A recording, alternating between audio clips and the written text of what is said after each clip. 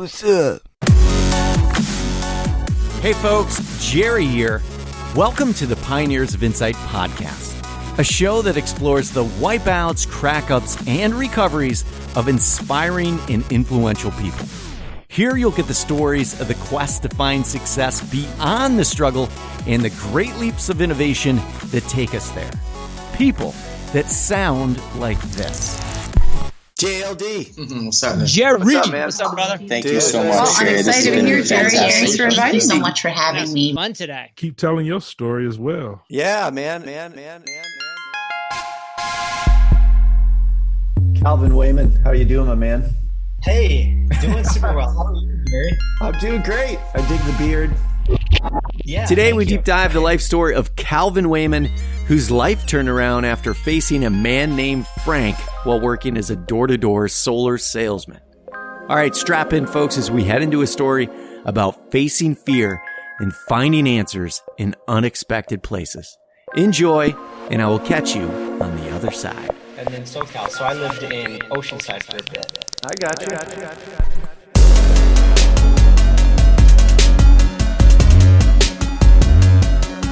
So Calvin Wayman, thank you for joining me on the Pioneers of Insight podcast. So glad to have you here. Jerry, I'm pumped to be here. I'm excited to see what we talk about.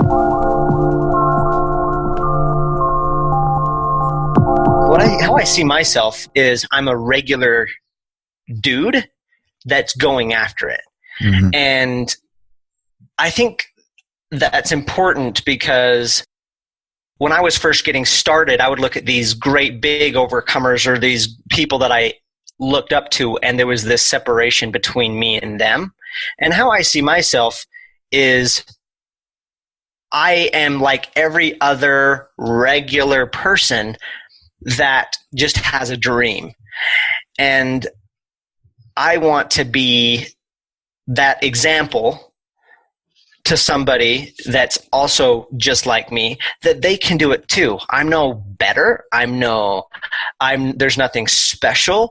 I don't even have what Gary Vee would call talent, like something that I was born with innately. I've had to develop everything to where I am today. And so that's what I'm doing every day is just doing that, just showing up. That's one of the biggest things, just showing up, being scared to death in a lot of in some days, not knowing exactly what I'm going to do or how to do it, but looking fear in the face and taking action anyway.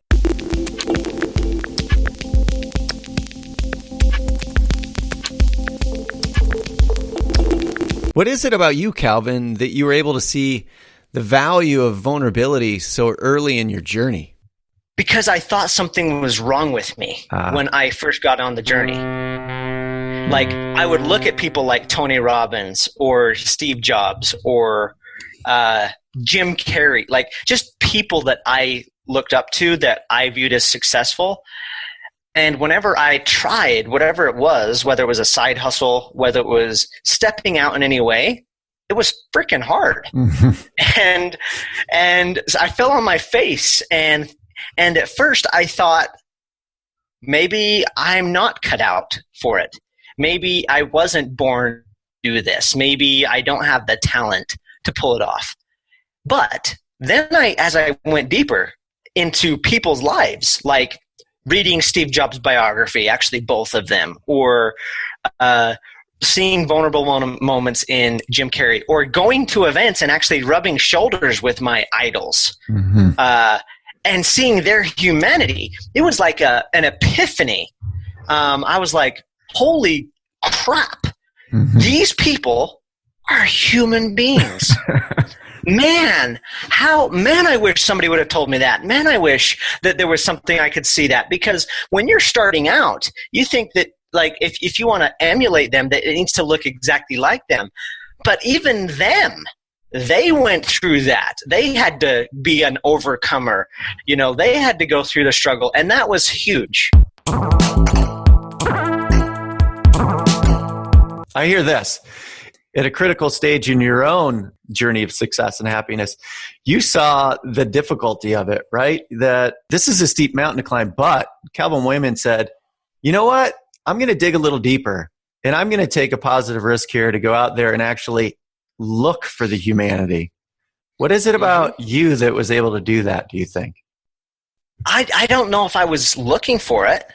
It was because it came as a shock, to be honest. Yeah. Like I'll give you 2 examples where it blew my mind. Because again, I wanted the life that I wanted to have. I wanted to have freedom. I didn't want to be a slave to the 9-to-5. I knew that much. And so I was willing to take the risk of failure. What made me even dare to take the risk wasn't anything totally positive, because I know people say you got to have this vision, right? And I believe that too. When people ask me all the time, how do you get through the hard stuff? A lot of the times it is to have that vision of where you want to go. But when I was starting, it wasn't just the vision. It was a bigger fear that swallowed the smaller fears. Like it was the fear of, what if I wake up in 10 years and nothing has changed? Holy crap, that would suck. Or what if I wake up and because I've never acted on my dreams, I become this old, bitter dude that just pisses on all these other 20-somethings and like, wait till life kicks you in the ass. You're not going to be able to do any of this. And just the fear and the thought of that happening is what made me swallow the smaller fears of action, humiliation, or failure. And then 2 things blew my mind when I realized that people had humanity. First one is I attended an event. And it's where I saw my first ever online celebrity that I followed. Lewis Howes was going to be the keynote. I was in his School of Greatness Academy. And I remember the event was awesome. I saw a lot of entrepreneurs there. And then I stepped out of the room, and there was Lewis Howes.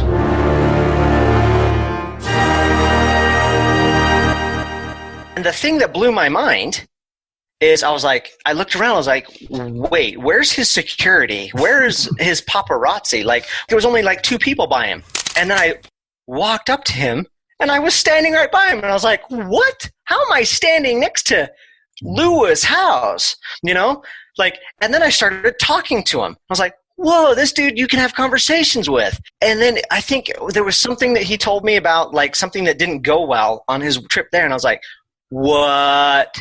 Like, this is too crazy. He's that human that even at this level, whatever I put him as, he is experiencing human stuff.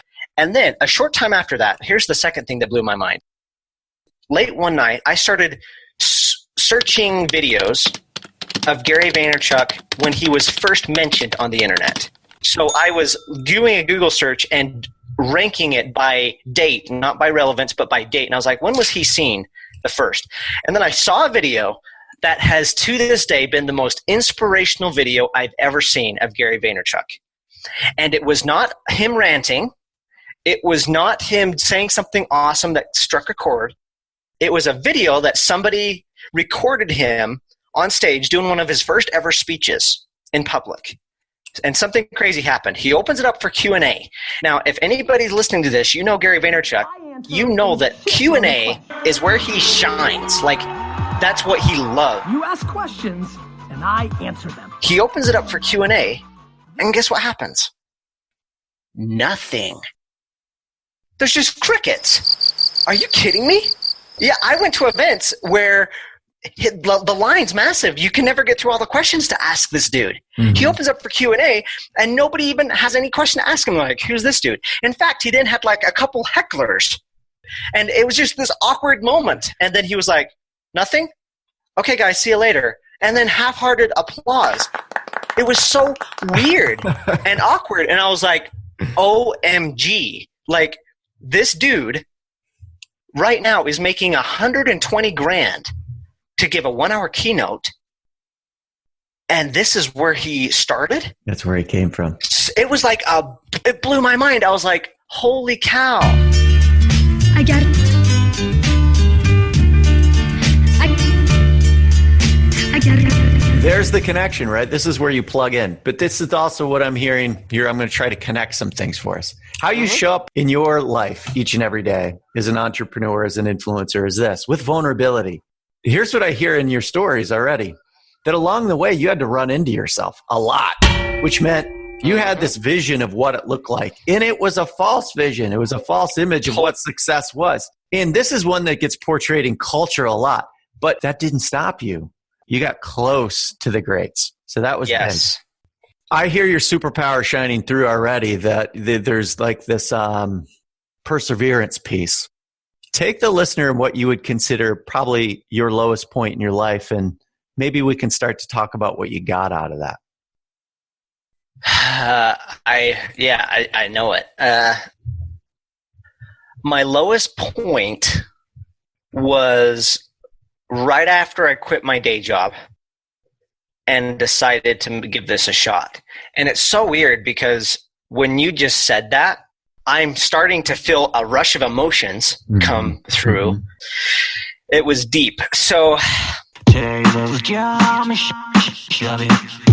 right after I quit my day job, I wanted to do something that I know would set me up for success and for entrepreneurship. And somewhere in my life, I can't remember who it was, probably like a multimillionaire or a professor in college said that if you're going to be successful, then one of the things you could do to help you with that is to do door-to-door sales. It's worth like a 4-year business degree. And so right out of quitting my day job, before I knew what I was going to do entrepreneurially or with my own thing, I was like, well, if I can't find what it is, I'm at least going to start getting these skills. So I got into door-to-door sales.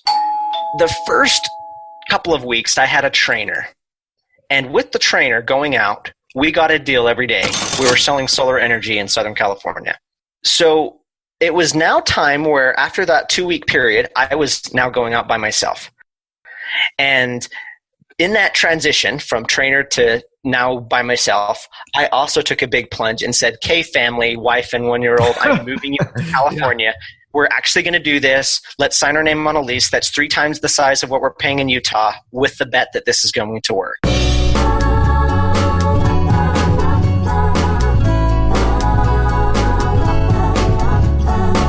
Take me through that conversation with your wife. What did it look like? She is a saint. And she just was like, "Oh, cool. Yeah, you're going to figure it out. You've been in phone sales. How could door-to-door be any worse, you know?" So it went something like this. "Hey, honey, I'm quitting my day job. I'm going into solar sales. I have no experience in this.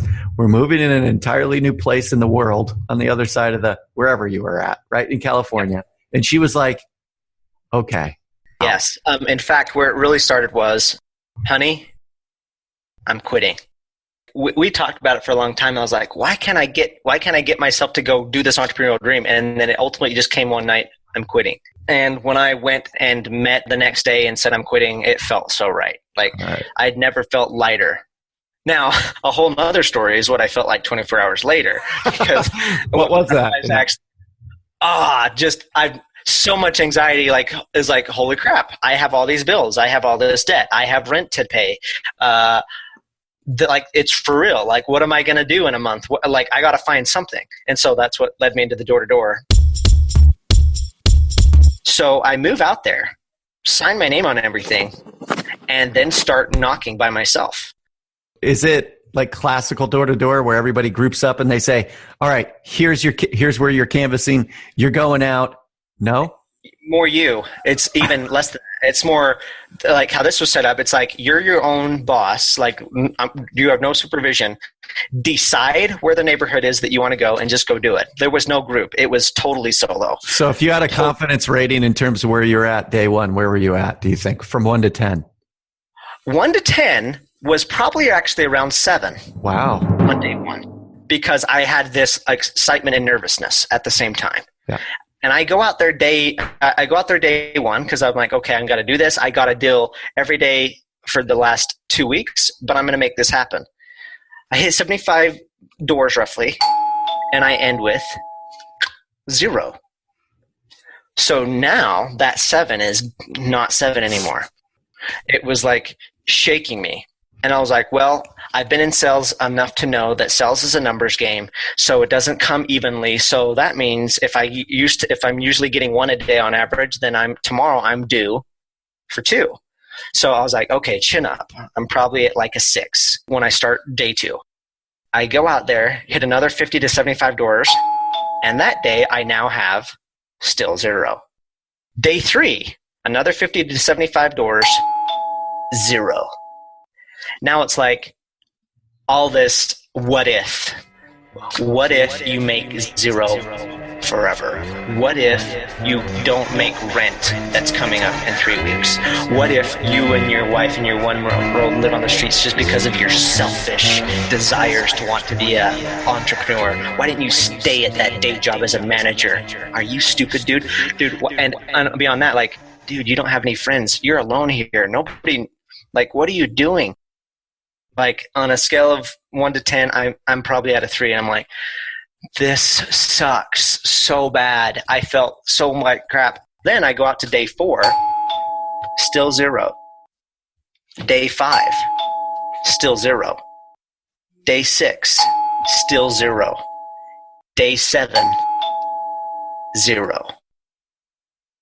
Now I am at probably a -2. Like, I'm lower than low.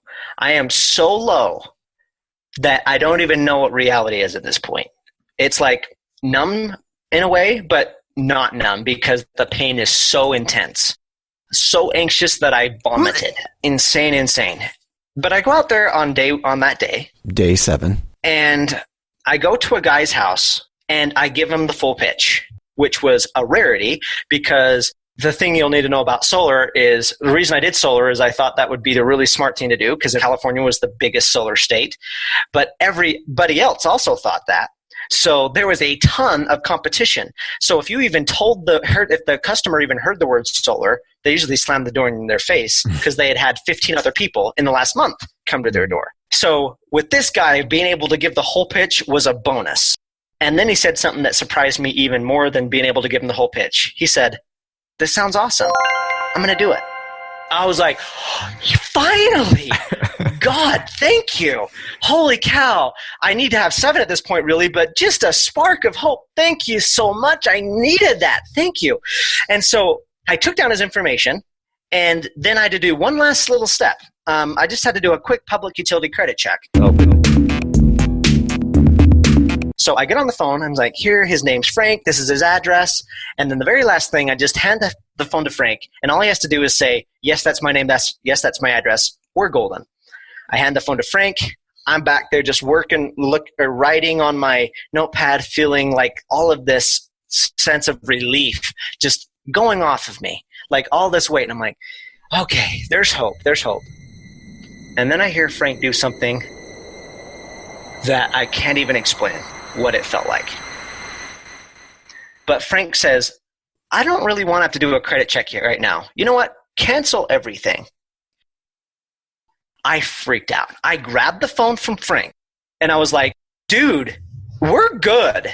And I handed Frank the phone.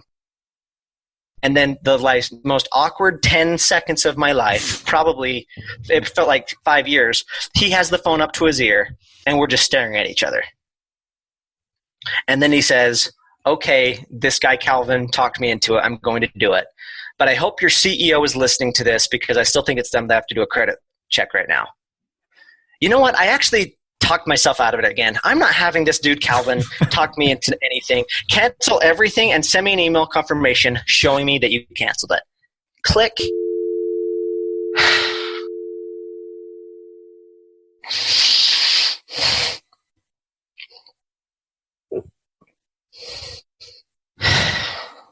What did you have to do to make a comeback? If I felt bad on day 1, getting 0 in day 3, and then getting this and it just being ripped out. Yeah. I had to leave, so I just got in my car and I was like, I can't do this. If this is what entrepreneurship is, if this is what going after your dream looks like, I'm way in over my head. I don't think I can do this. I've got to leave. And so I started to leave. And as I started to leave, I then stopped myself and was like, but I can't leave. Like, where am I going? I have a wife and a 1-year-old and rent that's coming due. If I go home right now, I have absolutely 0 chance of anything happening. So I got to have some chance. So I went back and I continued knocking the rest of the day. Hold on. I got to stop you right there because this is critical. This is the core of Calvin's superpower. potentially the most humiliating moment of your life, right? I hear this. You had hung your hat on this gentleman whose decisions, his ability to commit, all that stuff was way outside of your control. But nonetheless, at that moment, you said, his failure is a reflection of something I'm not doing right. So you go on this roller coaster ride where you're like, boom, you hit a bottom. And you step out of there and everything's going in the wrong direction. You're probably beating yourself up. What is about you that you were able to go, I'm going back to work? I think it was, I don't know where it comes from, but I think it's not being courageous or even looking at the positive. And sure, with the F wasn't having a great vision at that point. It was a bigger fear. If I go home, my chances of success, my chances of the life I want are zero. So I went knocking the rest of the day, hating every second of it. And at the very end of the day, I got to another gentleman's house as it was getting dark, that just like Frank, I got to give the whole pitch. And just like Frank, he said, this is awesome. Let's do it. But also just like Frank, he canceled at the credit check. Wow. For the first time in my life, I lost it out loud to God or the universe when I'd never done it before. Before I was just in my head, I was internalizing, and now I just looked up and looked outward, and I just started screaming. Blame. I was like, what does this mean? At this point, I was just confused because I heard the stories from all of these successful people. Work hard, like show up, do all these things. And I was like, what does this mean? What lesson what do I need to learn here? It's like, I'm working my ass off. Give me a message. Give me something. I was like, I was so confused. And I started leaving. And then this random thought crossed my head. And it was, Calvin, go back to Frank's house. What more do you have to lose? I went back to Frank's house. It was dark. It was just total, like, I don't know what I'm doing. I just feel called to do this, and I'm going to do this. I still remember, he comes into the light, and I'm like, Frank, why don't you just do this? And he says, you know what, Calvin? I'm going to do it. And I was like, what did you say?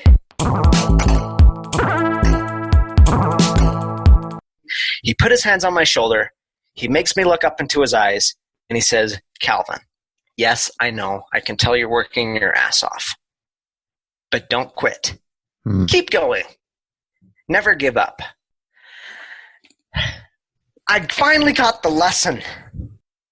That was the message that I needed. That's when I learned that success is a choice. You can have it.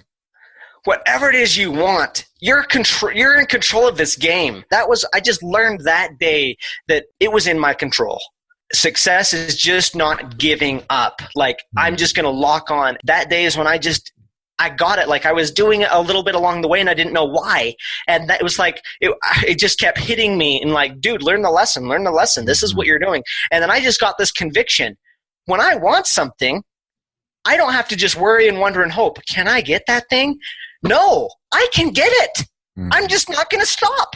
I'm not going to quit. And just, it's almost like this love-hate with the universe that developed. It's like, hey, I'm not going to stop. So I know you want to help me, and I'm going to try to communicate with you through my actions. And when I'm clear on what I want, you may as well give it to me early because I will outlast you.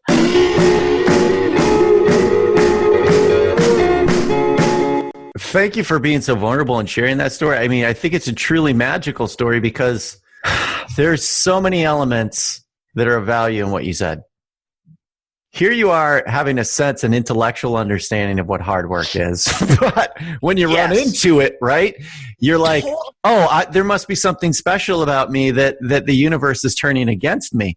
But in reality, you saw this, that when you were able to move through feeling and continue to show up, that not only did life step forward to give you what you wanted, It came with the damn message, Calvin. The guy actually showed up and gave you the message, right? So I think that's like so powerful. Like you didn't have to sit back and process it afterwards. The guy said it to you. What's the takeaway? And you did a good job of unwrapping it, but I want you to be a little more direct. The takeaway for anybody with this is you can have it. Like whatever that is that you want, it's within your grasp. It's literally a choice. You can go get it. And if you just understand that you're in control of the game of your life and you do not have to end it sooner than it's supposed to. Like you can go get it. Like simple as that. You're good enough already. Just keep going. It's not the result anymore either that I learned from that. It's not getting the result. It's doing the thing that you said you were going to do. Finally understood also what people mean when they say it's the journey, not the destination. I was like, okay, I can be successful now because I'm choosing to do it now, and that is my success. And if I keep doing that, and I don't give up, and I don't quit, then the results are just going to happen as byproducts.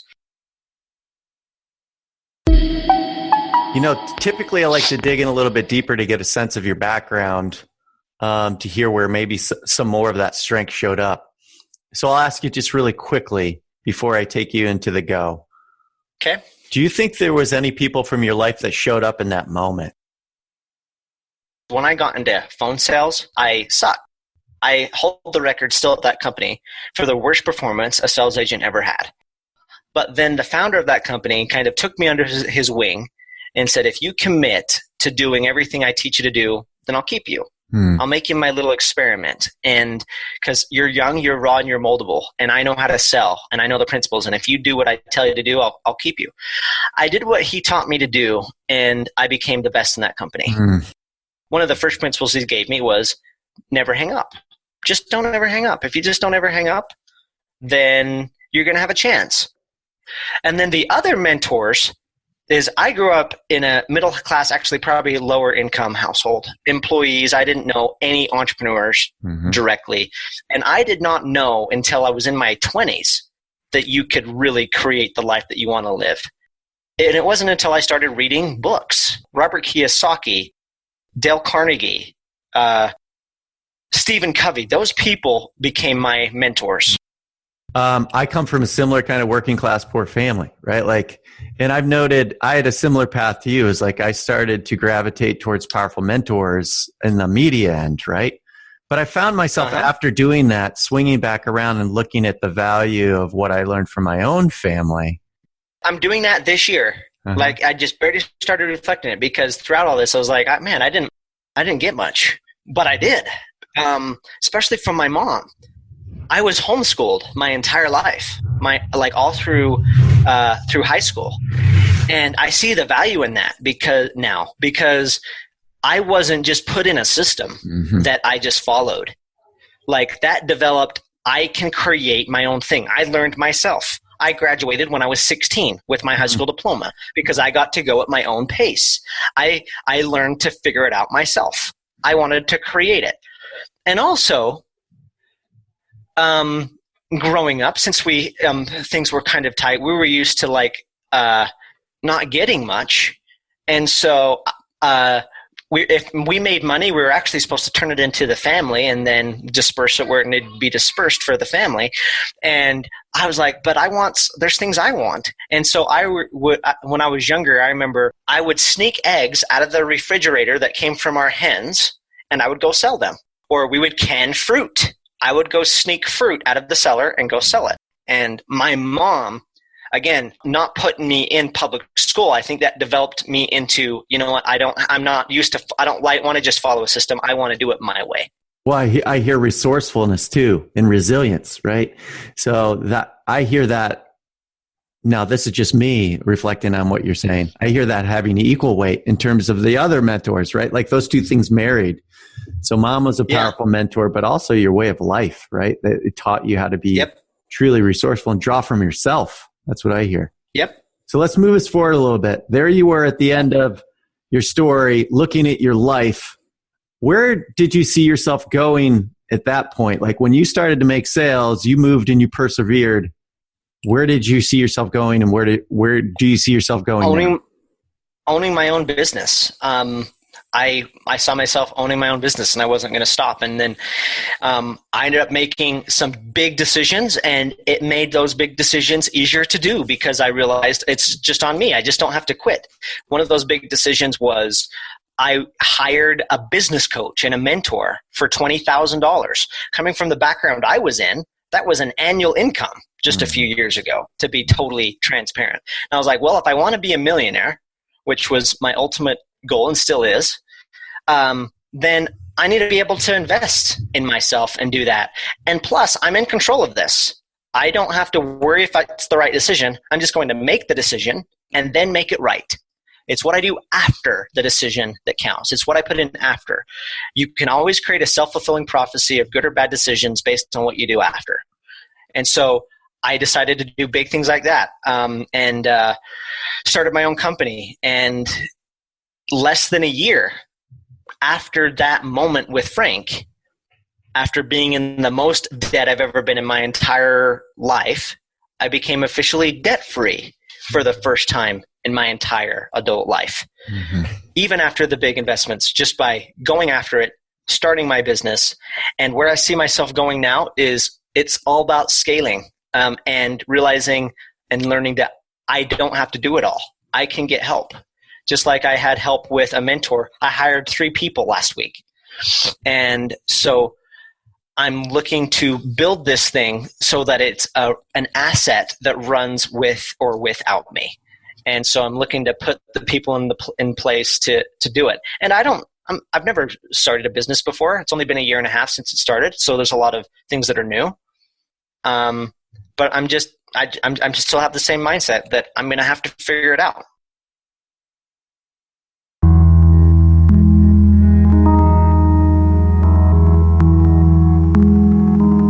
What do you see yourself doing? What is the niche?